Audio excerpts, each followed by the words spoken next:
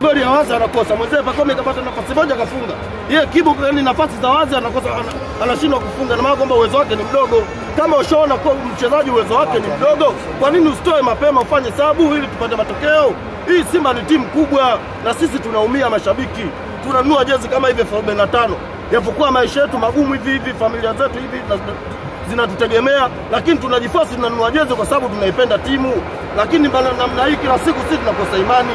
Unasema Yanga leo mlikuwa mnaweza kumpiga Yanga leo. Ndio uwezo ulikuwepo. Yaani uwezo ulikuwepo. Sema wachezaji wetu, uchanga wa wachezaji wetu kila siku makosa wanayofanya.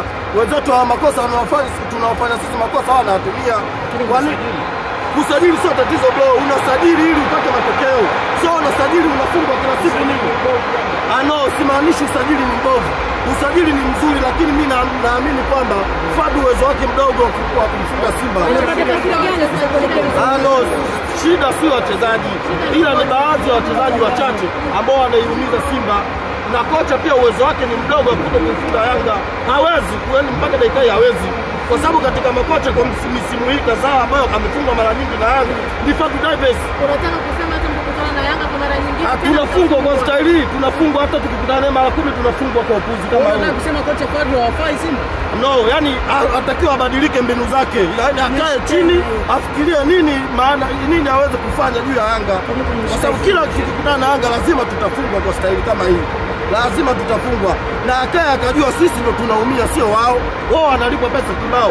Sisi hatulipwi lakini bado tunaumia kwa sababu sisi mashabiki hatuwezi kuhama.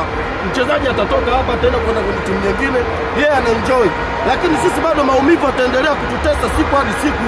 Na kadhalika wao wenzetu Yanga ukikutana nao lazima watakupigia kelele, yani kitu ambacho kinaumiza. Unataka kusema Yanga wanawazidi kila kitu?